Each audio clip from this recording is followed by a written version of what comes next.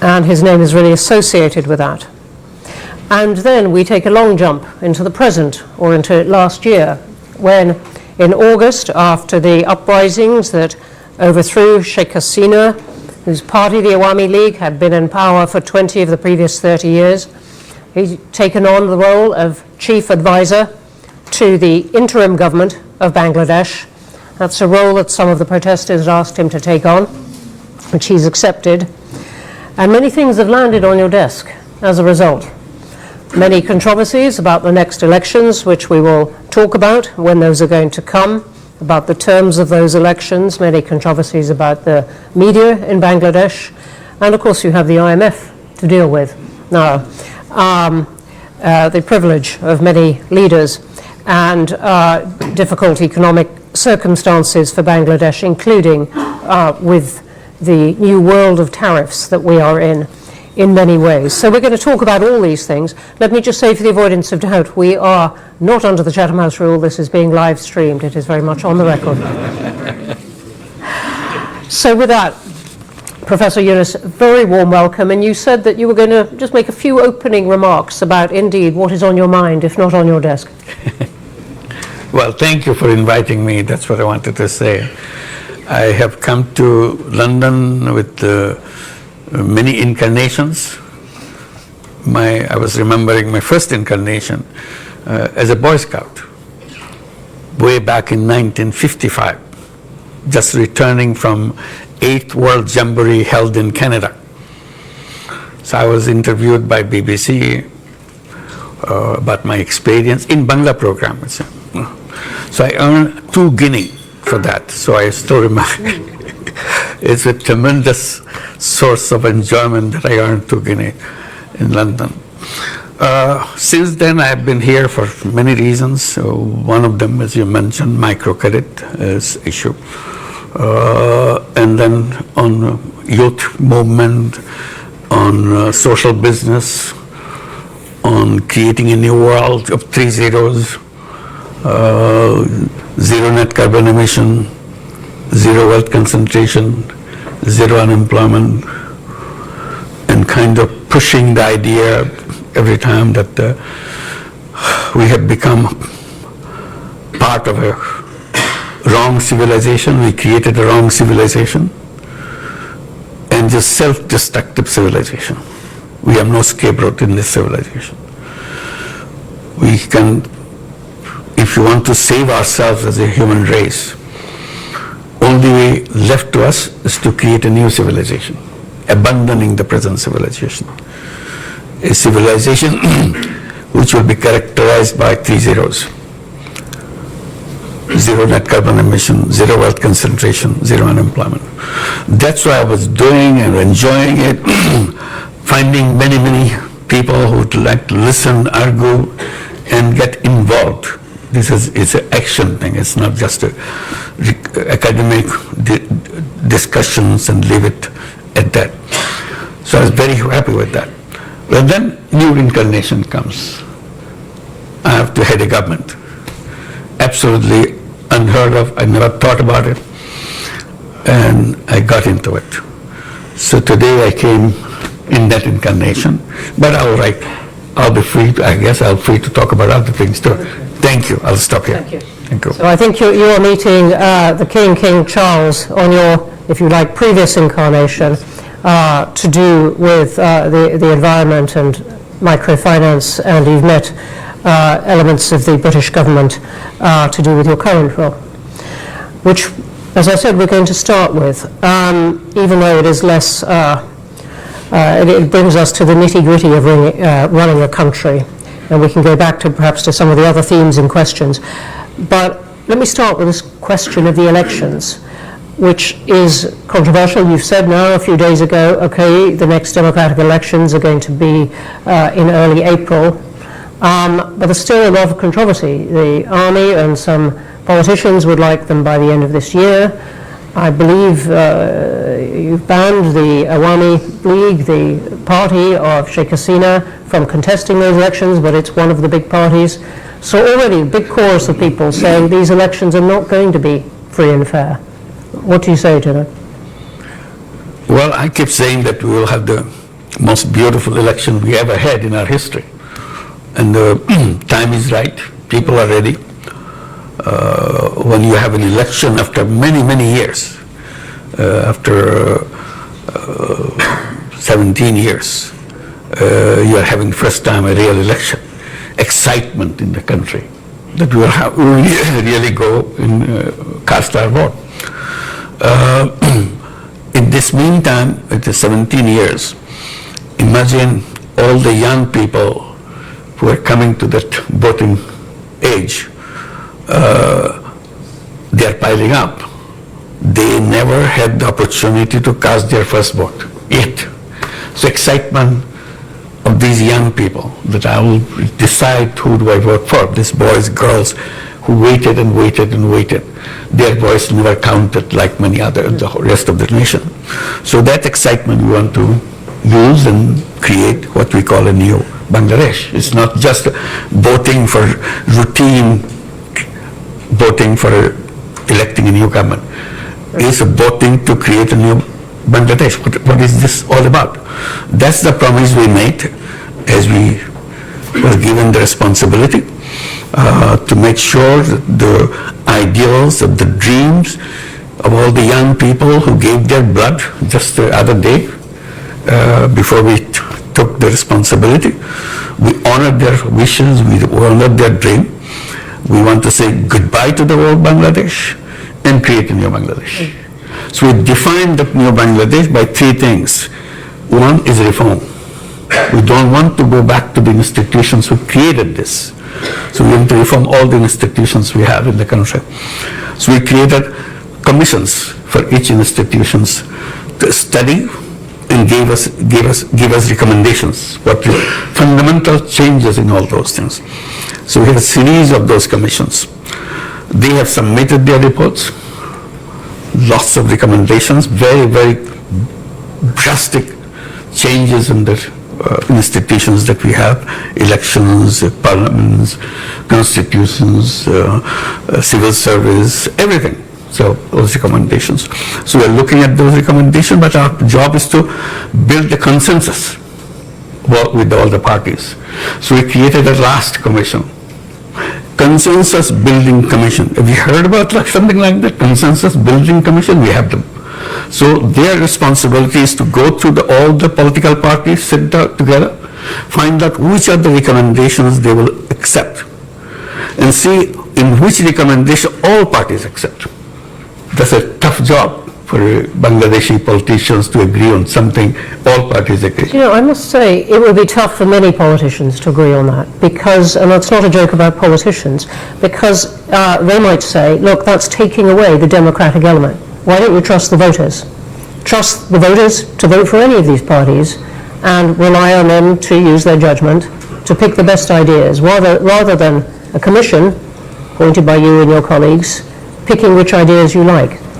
I wish we could do that if everybody understood what is a bicameral legislations, what the proportional voting is all about, all the complicated things you tell them, oh, forget it, how much money you give me, I vote for you. To make it very simple. So you pay me some money, I vote for you. That's all. All voting may translate into that. So we said we don't want to go to that part. Public, all the voters can watch this debate. This is all debate. It's on the newspaper every day. Happen. So ultimate aim, to make it short, ultimate aim is to get all those recommendations where all the parties agree, put it in a separate piece of paper. This is where all the parties agree, and then we celebrate all the parties signed that agreement. That we call it July Charter, and we are waiting for July to come next month.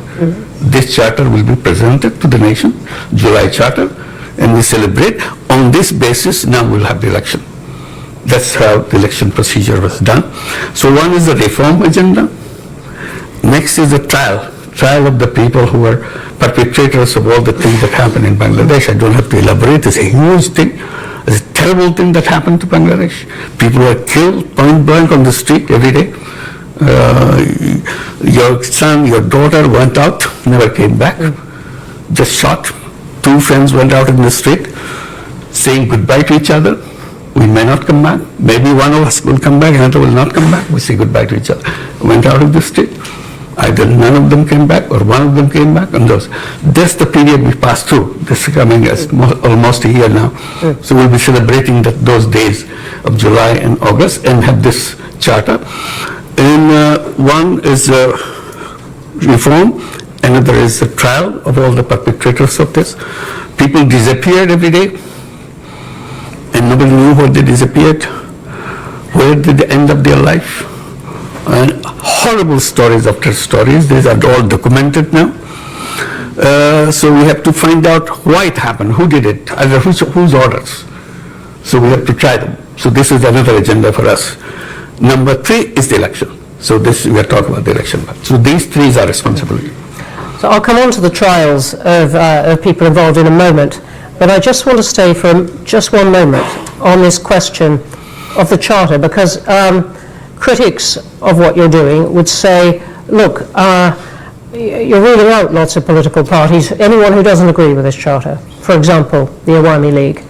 So you're not really giving people a choice, that this is not a democratic process. This is a very nice, wrapped up in lots of words about consensus. This is an authoritarian step for Bangladesh to take. Yeah. Well, there's a debate about that too. I mean, the debate is Awami League a political party? If they can kill young people on the street just like that, make people disappear just like that, steal money just like that, would you still call it a political party? So that's a debate. This is not a judgment. The issue came on the 5th of August. The former Prime Minister fled the country. So people were celebrating in the whole country that finally we are free. So we thought this ends on the 5th of August after departure of Prime Minister, former Prime Minister. For us, chapter is closed. This part is over now. It's a country without them. But those who fled, for them it didn't end. They continued the same thing, in absentia, doing it from another country, exciting people. They are fighting on the street. This is the 10th month now. None of that party has ever expressed just remorse. Sorry, our fault, somebody's order, somebody got killed, I'm not responsible for it. I feel terrible that I have to be part of that. None of them. So we are for them it continues. So for us it is ended. So we don't feel safe. They are on the street demonstrating, they're threatening the people who are already the leaders of this uprising. So safety of the country, safety of the politics of the country, the nation has decided that for the time being, the activities of Awami League will be suspended for the time being. That's all we have done. We have not banned Awami League, we have not done anything. Until the trial is over, that's all.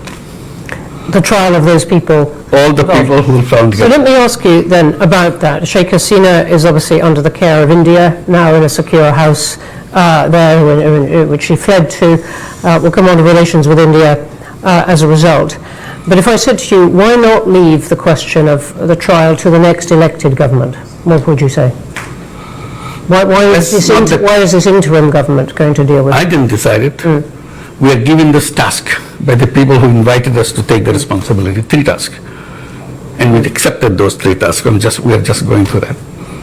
Let me just ask you one other thing on this particular period. I'm looking over at some of the media, but there have been a lot of reports of a clampdown on media in Bangladesh over this period. What is your response to? This is false. It's not true. Not true. They never had so much freedom in their life. They can say anything they want. Yeah, we may hear some of that later. I know. Yeah. Let me come on to other questions about the economy, which is the role of anyone who takes on a job as you have done, and suddenly dealing with the economy of your country at a particularly difficult time. What has been the impact of the upheaval in tariffs that the world is going through? Well, this is a very tough job for us. While the world is going through all these problems, we are going through another set of problems. We are at the zero level of our economy, or a negative level of our economy. Not only zero is still, you have positive thing that you can move. We have huge bills to pay because all the mega projects previous government took, so that they can make lots of money out of that, cut from those things. Now they are maturing to be paid. We don't have any money. All the resources from the banks, from the other sources, non-banking sources. In total, we estimate, given to our white paper, $234 billion taken away from the country, and documented in which way, and so on and so forth. So that's where we are. Resources gone. We start from obligations to payment. It's a negative. Our foreign exchange reserve at the bottom because it's empty. Banking system collapsed completely because banking system is very easy to transfer the money, very simple procedure. Under threat, the whole board resigns. You put a new board of your choice and start issuing loans to your friends with the understanding this is a gift you get. You never have to pay back. There's no collateral, nothing. So this is the banking system we inherited. So we have to restore the banking system in some way. We have to make payments for all those people who are knocking at the door with the big checks, big bills that we have to pay. Otherwise we're going to the court, which is not good for us. So we have to, and in that crisis moment, the best thing that happened to us, the overseas Bangladeshis, many of them are here, in London, in England, and so on, in Middle East. They kept sending remittances, huge amount of remittances, and that saved us. The economy was saved with them, and that remittances keep growing. Today, our balance of payment situation is completely changed. As you said, and that has been a real transformation. The IMF, though, is having a lot of meetings with Bangladesh, and it is quite clear on this, it doesn't want Bangladesh to wait for the next government, it wants the interim government to deal with these sort of things. Right now, one of the things it wants is that you find a way to increase the rate at which people pay tax, that more people pay tax, that you can collect it better. Is that something you think is within the powers of an interim government? The first thing I must mention in this, amazing response we get from all the governments of the world. Enormous support. They feel so relieved that finally this thing happened. Now we can have a government we can talk to and we can work with. And they said, any support you need, please tell us. We'll be very eager to do that. So that gave us a moral boost that we are not abandoned. Government of United Kingdom, Great Britain is one of those countries. We are very grateful to them. Like European Union, United States, Japan, China, you name it. Every single government came with enormous amount of support. And that gave us a moral boost that yes, we are not abandoned, we are not alone, they will be helpful. And they were really helpful. You mentioned IMF. Yes, IMF also helpful. World Bank is helpful. All the international agencies. Not everyone uses those adjectives, so I'm telling you, it's a very concrete thing. Yes. The one that IMF came into the picture because the last debate that we had for the final release of the fund, the IMF was controlling and they agreed to give us, that you have to open your foreign exchange rate. It should be left to the market. We are worried about it because so far we are controlling it so that we don't kind of expose ourselves in the drain of all the foreign exchange gone because of the system. So opening this to the market is a really a big decision for us, which we debated, and the IMF said, no, nothing doing. Unless you do that, we are not releasing our funds. We tried to convince them and explain the danger of it and so on. They said, no, we understand. But we studied, I think you can handle it. So we started saying, are we able to handle this? Let's open it up. Finally say, if they see some positive thing, why aren't we seeing it? So I challenged them. They finally agreed that let's do that. And tell them again, kind of note, in case we get into difficulty, we'll revert. This is just to protect ourselves. IMF says, okay, go ahead. We opened it, nothing happened. Same exchange rate is just a little bit, it's normal, it's working. So we are celebrating that finally we see the strength in the economy and so on. So IMF role is very positive. It's not a negative one. It's not trying to push us into trouble because of there's some principle they're holding on to. It's not like that. We were not willing to jump into the water. They said, come on, you do it. You can make it. And finally we made it. That's it. So we are thankful to IMF. Okay. Let me ask you about relations with India and China, which seem to me to be somewhat in flux. Sheikh Hasina's government was very close in a way to India. Now she's there. Relations with India perhaps a bit less a bit cooler between your team and Delhi now. Perhaps a little bit warmer on China now. What is your account of this and what you are trying to do in foreign policy now? We are reaching out to everybody. As I said, all the governments of the world have been extremely supportive. So we're very thankful. We're trying to build up further relationship. We're asking for the help that never gave before. They were not existing before. So we said, let's do that. One of the things we're saying, corruption. Bangladesh is just deep into corruption. Everything is, system is corrupt, people are corrupt. So how to clean it up? What kind of changes we have to make the government clean with the enormous corruption? So we say if there is a formula, there is a policy, there is a way to do that. So I mentioned something, that the conversation I had in September at the United Nations General Assembly. I was meeting all the world leaders, to explain to them what's the situation in Bangladesh. So I was meeting Ursula von der Leyen at the European Union. So among many issues discussed, I said finally about the corruption. I don't know how to get out of this. Is there any way, is there any recommendations you make that we can follow? So she gave a big smile. She said, you know what? We are coming from worse than that. The European Union is coming from the worst of the corruption that we are facing. So yes, many of our countries were trying to join European Union. We're just all over corrupt. Everything. You never heard of those kind of corruptions in your life. They had it. So we have to install a system of cleansing them up, cleaning it up, washing them off, so that they can be clean as everybody else and join. Once they're clean, then we take. So we learned everything how to make it happen. So how? Because some of the pressure was put on those countries, and not with perfect effect, but it was put on those countries because they so much wanted to join the European Union. Right.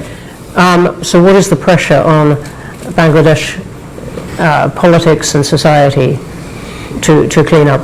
It is a historical moment for us. If you can't do it now, we'll never do it. So we made us sure that this is the time. The history has given us a window. We can do things which no government can do. Because all governments are partisan, have far supporters to take. We have nothing to do with that. We have nobody that will be waiting for getting his vote for me to come back again. We are going. That's very clear. So we have the moral strength.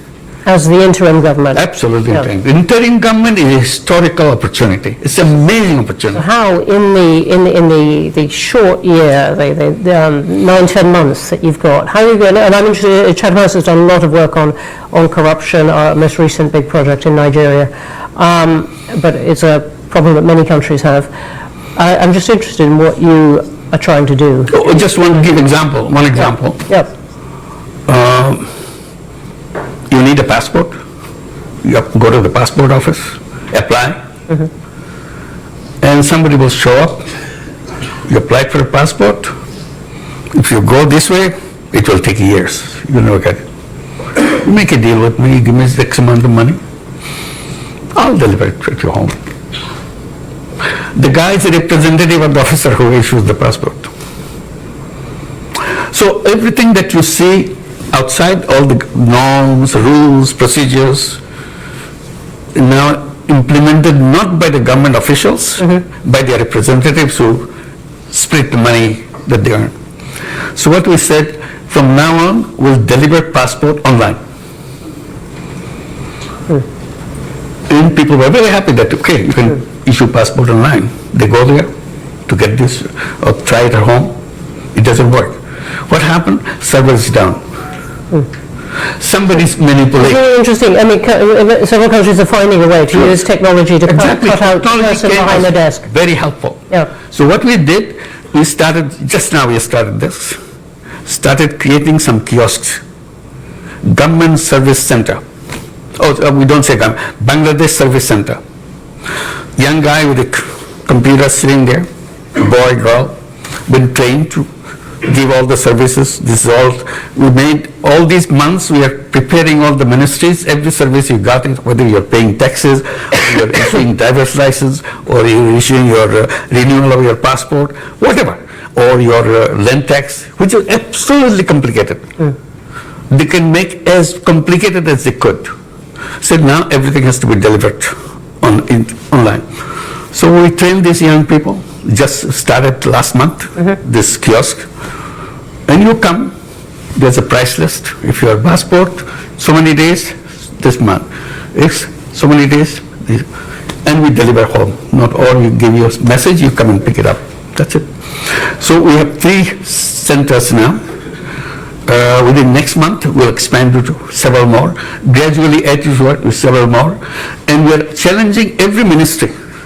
How many services you are ready to provide online?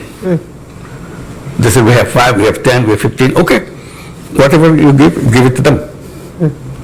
Train them. If they're difficulty, we'll have a meeting together. Why you are having difficulty? Maybe technological will solve that problem. It's our job.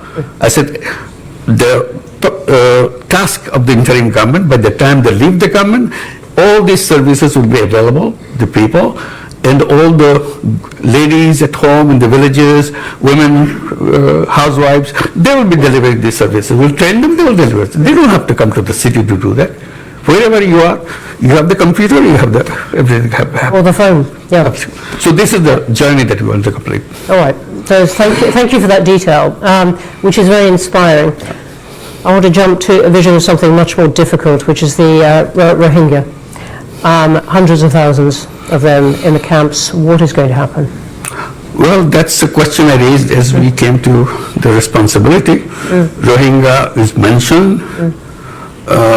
Only time they mention who is paying for their food, who is paying for their education of the kids, that's about it. I said, then what? No question. Nobody's answering that question. There are international organizations helping this. I said, the question must be answered when they are going to go back. What is their future? That question was never discussed. I said, I want to discuss that. I want to raise that. So we went to the United Nations General Assembly. I had a special meeting of all the donor countries who were helping the Rohingya issue. I raised this issue. Do you have a map, road map, when they want to go back? Oh, no, we have not done that. I said, please do that. Because unless, even if it's a 10 years, 20 years now, have a date. And we know 1 year is less now, another year gone, and we go there. So we are working very hard to make sure that we can repatriate those people to go back. In the meantime, we have problems. U.S. government stopped all the money, USAID money. Absolutely. Suddenly disappeared. And what used to be $12 a month per person for food, suddenly that $12 disappeared. Somebody said, okay, we can accommodate for 2 months for $6 a month. I said, okay, $6. Now I said $3 a month. What do you do with $3 a month for whole food for a family, for a person or something? So we're going through that process now. So organizing, again, going back to the world community, said, look, you asked us to host them, we are hosting them, but the responsibility of maintaining them, you took yourself. So please don't create. Who are you talking to in that? Who do you really have in your sights that you would like help from? There's a whole group of countries who are with us, who was connected to the Rohingya thing. We have meetings with them. Is the UK one of those? Of course, it's a very important one, not only one of those. The UK is a very important supporter of the whole thing, even now, in this crisis period. So we urge to have a global meeting of the Rohingyas on these issues and related issues, in September this year, and the United Nations have a separate UN General Assembly session on that, it's on the sideline of the General Assembly, have that, and discuss all these issues. This is one. In the meantime, political changes happening in Myanmar. Rakhine State is taken over by Arakan Army, which is all the hub of the Rohingya population. They have a new push of the Rohingyas pushing into Bangladesh. We started with 1.2 million Rohingyas. Now it's another 200,000 coming in from the other side because of the things that are happening on the other side. So increase, and the most dangerous thing that I felt, and I started raising that, I said when they came, Rohingyas came to Bangladesh, they came with their kids. They didn't leave their kids. Some of the 2-month-old, some of the 2 years old, some of the 5 years old. I said 7 years are gone. The 5-year-old became 12-year-old, and so on. And each year there are 35,000 children are born. So they are growing up too. So we have a whole new young generation coming up. And they have no hope. They don't know who they are, what they are supposed to be doing. It's a prison that they live in, but they have the computer, they have the mobile phone, they see everything in the world. So they say, what is our future? I said, these will be very angry young people growing up. How their anger will be expressed, we don't know. Whichever way it will be expressed, it will be big explosion, I can assure you right now. Please help us so that before that explosion point comes, we can take care of them, they're happy with their life, they're as creative, as talented, any of our kids. They are no different. But they are in a situation, they see the world outside on their mobile, we see their televisions everywhere, but they don't see their life, they're in a prison. And why they are in prison? They have stories to listen to their mother, their father, no answer, when do we come back home? And that's a very important question to be answered for them. And your plan is still that eventually they go back home? That's the only way it can be solved. You're not going to integrate them into Bangladesh? It's impossible to do that. It's impossible. Why? So already the people who live around the camps, very hostile. Very simple reason. You get everything free. And we are struggling to make a life.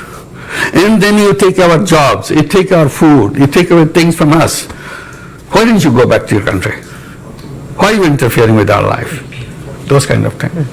Your children having a fun life, our children, no life. To them it's a fun life because you're sitting there not playing games. It's a fun life. Our children is working hard, but no life. So that will spread. The moment you say that, you promise that they will go back. The government promised that they will go back, and they know that. Now, to say that they will stay with us, who are they? We are having difficulty now. You are putting them into us. No political government, no government will accept that. You've made the point very, very clearly. Let's go to questions. There are going to be a lot of them because there are a lot online, I can see already. Wow, a lot of them. Hands up everywhere. Can I take the first opportunity? Who is speaking? Me. I'm going to go to the woman here in the front. Okay. And then we're going to go one at a time. I'm going to take a couple here. I will come to you. And I will get the people in the back as well. Thank you for the opportunity to question you. My name is Sami Akhtar and I'm a UK correspondent for the Daily Sangram Pratidin. So I have a question for you about your reformation agenda. You have said that for the freedom country or Bangladesh, new Bangladesh, you have to change some key pointers. Those are related to your reformation, which is reform. So now my question is to you that when you arrived at Dhaka airport on 8th of August 2024, you said that your main challenges is to bring all the people together. So whenever we see that the Bangladesh first President Bangabandhu Sheikh Mujibur Rahman's his house was demolished by over the 6 hours by Dhaka City Corporation bulldozer. So there we have seen that the administration was silent. So on this basis, you have separated you have made division by separating particular persons or their supporters. So on this basis, we can say that how you plan for reform Bangladesh or make unity, accept them, and are you an only advisor for the other half, excluding them particular parties or the persons? Okay. Thank you. Thank you very much indeed.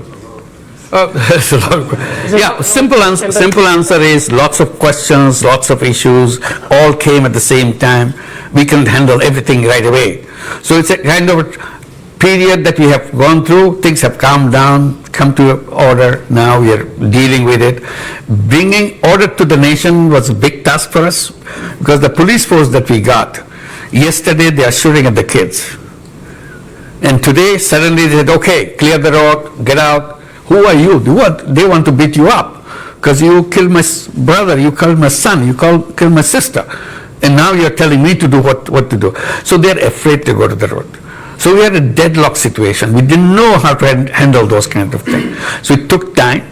And luckily, I can report you, that has come down now. People are accepting the police, all the people that we identified as the perpetrator of all the terrible things that happened to Bangladesh, taken out of the services, and they will be under trial. This is the trial becomes such an important thing. You know the person. It's not something some police, says, I know the guy who did that. It's in front of me, it's in my video. I can show you my video. The whole thing happened in Bangladesh with open videos everywhere. So all recorded. It's an amazing kind of uprising where every single event is recorded as it happened. Not one camera. Everybody has a camera. Everybody's taking it. It's all been assembled, it's identified, and we are trying to clean. We are not saying that we are a government to solve all the problems. We are successes. We have now a police force which can bring law and order in the country and so on. So we are, and the unity of the political parties is a number one goal for us. We have been sitting together, all this thing we're talking about creating a July charter. It's not an easy thing for all the parties to sit together and debate, but we're doing that. And I'm promising you here, and I hope I can deliver you in July. July is next month. That charter will be announced in the presence of all parties. That's the best unity you can get in any country after a revolution within a month, within a year. Okay. Thank you very much. The front row here, the man next to you, is so packed. Thank you, Chair. I'd like to say who you are, please. My name is Bulbul Hassan. I work for Channels Television. I've got a very precise question. People in Bangladesh, a significant number of people in Bangladesh, apparently disillusioned with the conventional political system. So once the election is over, the democratically elected government takes over. Are you in a position, or do you have any desire to be a part of that government? No way. No way. Good one.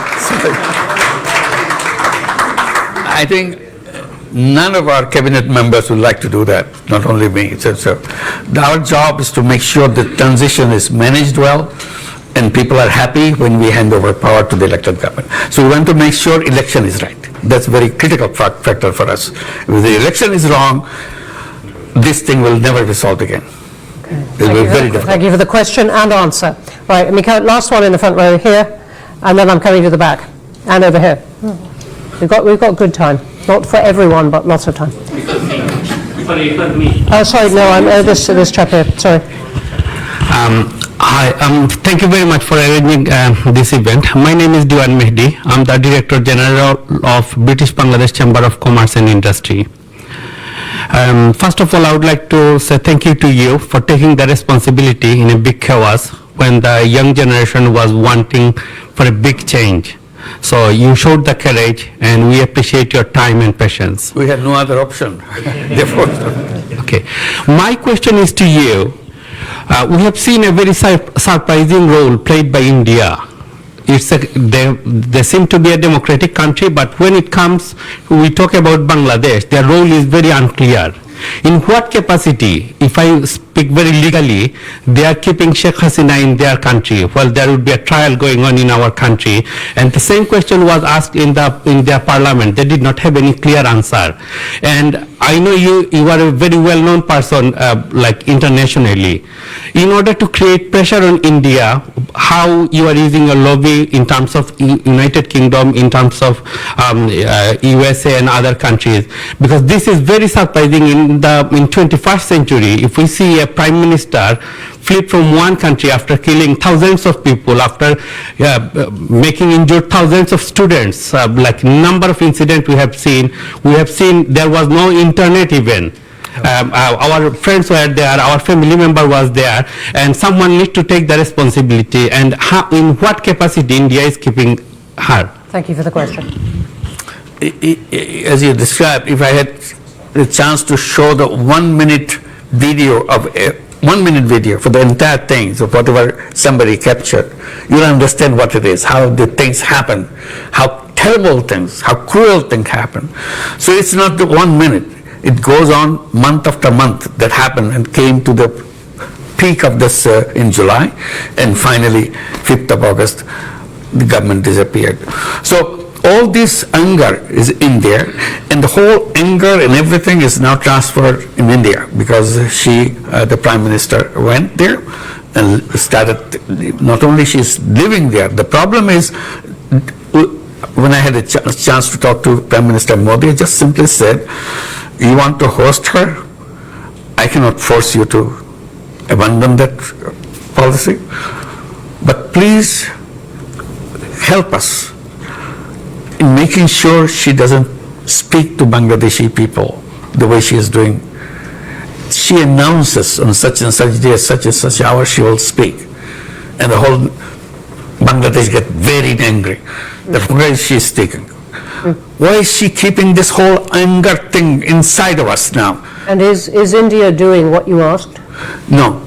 Modi's answer, I quote, he said, it's a social media, we cannot control it. What can you say? It's an explosive situation. You can't just walk away by saying it's a social media. So this is what is still going on. May I ask you, I believe in technical terms, Yeah. you've written an informal, an unsigned diplomatic note Yes. to India. Yes, we did. Asking for her extradition. Absolutely. And they've noted that it has arrived. But does that mean, in a sense, you're leaving it to the next government? This will continue. I mean, this Yeah, is, but it is- now, it in is the not meantime, the- another stage has come. Yeah. That I just want to add. Now there's a case. The International Criminal Tribunal has started the trial process. They send notices to Hasina for all the crimes she has committed, part of the crimes. There's so many other crimes coming up. So they have to respond to that notice. This is a legal notice now. So we have to go to the Interpol and all the other things that happen to that. This is the process that we are following. We want it to be very legal, very proper. We don't want to make sure that we do something out of anger or something. We want to build the best of relationship with India. It's our neighbor. We don't want to have any kind of basic problem with them. But somehow things go wrong every time because of all the fake news coming from the Indian press. And many people say it has connections with the policymakers on the top and so on. So this is what makes Bangladesh very jittery, very, very angry. We try to get over this anger, but the whole barrage of things keep happening on the cyberspace. We can't just get away from that. Even if I try to peaceful, suddenly they say something, do something, anger comes back. Okay. So this is our now big task to make sure that we can have at least a peaceful life to go on with our life, to create the life that we are dreaming about. Okay, thank you. I'm going to take two now. You've been very energetic, right by the wall. Yep, you. And then I'm going to take the one who has been, yes, you, who is going like that. Right at the back, yep, you. Pointing at your own head, yep. Thank you, Professor Yunus. My name is Nazimuddin. I'm the chairman of Chatham UK. I was born just 2 miles away from your birthplace. Okay. So with that disclaimer, I wanted to ask a question to you. Will you seize this opportunity this moment to break free from fascist structure and system, and then allow the people to vote for the reforms that you are taking and embed that reform into a constitution, and through referendum allow people to vote for it. As far as I'm aware, about 20,000 comments that I read on social media, 95% people support your reforms. We don't want to be hostage to political parties. Why don't you just go back directly to civic societies and the people and allow them to vote whether they would like to go ahead and change Bangladesh for the future and make it a real tiger for the world economy. Thank you. Thank you. Thank you. I want to be clear. Are you asking for a vote on the charter? Absolutely. What I'm asking is that July charter, of course, will be a legally binding agreement. Yep. But in order to sustain that reform, it needs to be structurally built in within Constitution. You'd like a vote on that? Yeah, we heard about that, about having a kind of referendum on the issues that we have. There are so many complicated issues. The argument is referendum will be meaningless because most of the people don't even understand what you're what they're voting for. So people will laugh at it, that it doesn't make any sense. So it's the politicians representing the people, all parties. They are involved in all these political issues and all the national issues, and they're supposed to understand, they're supposed to debate. If they have agreed together, all parties, that's what we are focusing on, all parties, then it's more real than giving it to a referendum of all the package. It's a big package. So this is what the path we took. Referendums have lots of problems with them, many countries know, but you must be referring to something, they're smiling. but it would answer the point, the challenge to you, that this charter is in some way not democratic. We can come back to that. Let me come to you who stood up. You've been very energetic. Chief Advisor, welcome to London. Thank you. On behalf of British Bangladeshi community, I'm Councillor Saifuddin Khalid. I'm also a practicing barrister, British Bangladeshi practicing barrister in London. I have two questions for you. How confident are you? Could you possibly have just one? It's very quick, two questions. I'm not going to make a statement. How confident are you that the political and democratic organs will be well equipped to hold a general election, a credible election with level playing field by April 2026? We'll try our best. And secondly, British Bangladeshi community would like to have a meeting with you. Do you have a plan to meet British Bangladeshi community who are eagerly waiting to meet and have view exchange with you? Thank you, Chief Advisor. Thank you. Thank you very much for inviting. I wish we could, but our program makes such a packed program. We are rushing from one to the other. Thank you so much, but definitely we'll try to keep in touch. Thank you. We can take this as part of the meeting. I'm going to the woman in a white shirt there. Sorry, I can't quite see. Yes. Thank you. Hello. Professor, my name is Dr. Zoe Mandage, and I'm very, very interested in Bangladesh and especially the young generation, the generation which stood up for justice. And this is a role model for all of us. My question is that with the new technology such as AI, what can be done? What is in your policies and support you're giving to that 10 million student who rose in terms of, having a hope for future, getting a foot place in the market, in the global market for future and for jobs. And there are obviously countries around you that are running special AI programs. Is there anything that we can do to help and support the students especially? Thank you. Thank you. Thank you for your offer. It's a very important offer. We want to be supportive of the young people as much as we can. And I try to bring to the notice of the world and notice of people in Bangladesh. Bangladesh is a very unique country.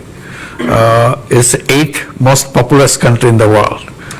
Don't forget that. It's a huge number of people in that country, 180 million people in a very tiny space. The most important part of that is not about the density of the population, is about the age of the population. Half the population of that 180 million, 90 million people, is under the age of 26 and younger. So this is a unique feature of Bangladesh, where many countries getting older and older, they don't have people to work in these countries. Bangladesh is getting younger and younger, and young population everywhere, and very talented young people, not just young people, very talented, very creative young people. I get goosebumps when I think about this. This is more than gold mine. You can do anything in the world with this young population, only if we can run our country right. Because this is needed not for Bangladesh, it's needed for the whole world. I was recently visiting Japan. Amazing thing, request they are making. Please send your young people to Japan. We want to take as many as you can send. So we signed 2 agreements in this trip to send 100,000 young people to go and work in Japan. And I said, please keep these doors open so that we can continue to bring young people from Bangladesh, boys and girls, not just boys and girls, to come to Japan and do everything that you need to do, because you don't have any population to run your factory, run your businesses, run your buses. Their buses are stopped. They have no driver. Their taxis don't function. There's no driver. Your business is shut down because there's no people who run the business. Their agriculture stopped, abandoned, because nobody's there. The machines are there, farmhouse is there, land is there, no people. I said, okay, we will be very happy to help you, to send our young people. They said, only thing you need to do, teach them how to speak Japanese. I said, we'll do that. We'll do that. There's a So great we are a very lucky country, that's what I We're a very lucky country to be so resourceful with human beings. Great. No, can I, I'm sorry, I'm going to come here to the front row. There's a storm of people with things to say. Thank you, give me a chance. Assalamu alaikum, Dr. Yunus. First time I met with him in France when Agrabin Czech fair. Second time in 2099 when Bangladesh problem is arsenic. Yeah. This time Dr. Yunus held one meeting in Paris. This time I was there. Third time I met with him in Spain. Listen, this is a wonderful history, but please could you get to the question? Thank you. Today I am, thank you for everybody to arrange this meeting about in Bangladesh situation. But I want one question. Dr. Yunus, please held the election upcoming 2026 you declare in April. We want to see for the foreign Bangladeshi people also, we have to give a right for vote. This is my... That's right. Thank you. That's our promise. We'll do that. Thank you. Okay, thank you. Sorry, I'm going to take the woman in the second row here. Yep.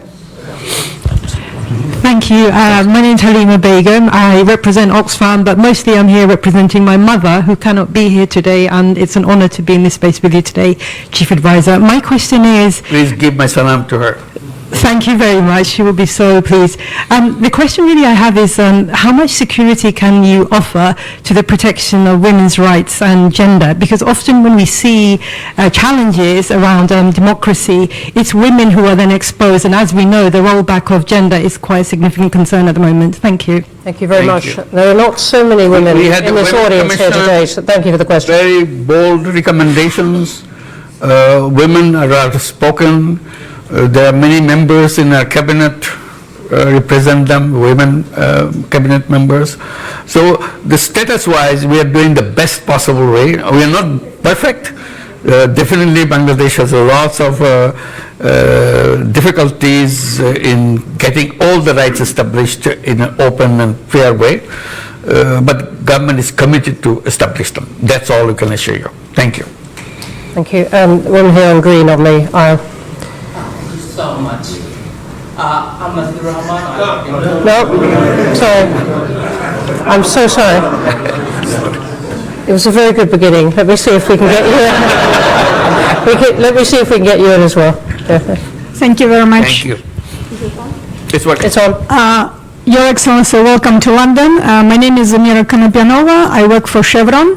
So we're one of your, largest investors. We've been partnering with your country for over 30 years. My question is, what actions your government is taking to attract foreign direct investments into Bangladesh and specifically into the energy sector? Thank you. We are very, very active on that. We have been holding summits of investors, and Chevron is a participant on that. We're inviting many other companies to come and invest. And we are promising them something very important, that you don't have to come and invest here just to sell your things to Bangladesh. Bangladesh is offering itself to be the production hub for the world, not just for Bangladesh. So we provide young people that are ready to work for you, and we provide all other facilities so that you can plug and play situation. You bring your factory, produce it, and sell it to the world. In return, also, we are promising that we will build our port facilities in a world-class way, so that you don't have any difficulty in bringing things to Bangladesh and sending out your products that you have produced here. So that's how we are bringing the investors, not only for Bangladesh, or we also keep reminding them, you have a big market right here, not just Bangladesh. You can produce to Bangladesh. We have all the communication things. We'll fix it up to deliver it to Nepal. Nepal is a country that cannot access to the ocean, so we will give you the access to the ocean. And you produce it, bring things to Nepal, to Bhutan, even the seven sisters in India, where also we open up, so that we all prosper together. This whole region is a potentially very attractive region for productions. So we are inviting all the companies to come and make use of all the facilities that we are creating. Thank you. Thank you. And I'm going to take a couple of questions from online. There are brilliant questions online, particularly about the election process. I think we've covered it as much as we can in the time, but thank you for the questions. Let me take a pair of questions which are on the Bangladeshi community in the UK. One from Manob Chowdhury saying, Your Excellency, Bangladeshis living in the UK are sometimes regarded as a disadvantaged community in comparison to others. What advice would you offer to help shape a more prosperous future for them? And then there's one from Katie Dominy saying, what would you like the British Bengali community to do to help Bangladesh? Absolutely. This is an opportunity of lifetime. That you are here, you are lucky that you have access to so many knowledge and success and services and resources. Please bring it to make changes happen in Bangladesh. This is the time for Bangladesh to change fundamentally, not just a touch and go kind of thing. It's fundamental changes Bangladesh is waiting. One of the things we're encouraging to build up apps so that you can tell us who's willing to do what kind of facilities, what kind of knowledge, what kind of ideas that you can share with us, so that you can come and help us to build the country that we are all trying to help transform itself in the quickest way possible. The potential is there. Simply connections with the people. You are here is a tremendous resource for us. Here in the USA, in Japan, in many other countries, the Bangladeshi community, very resourceful community, and we'll be very happy to have your support and your work. Thank you. On that note, we are going to have to stop. I am so sorry. There are so many questions up. Thank you. Thank you.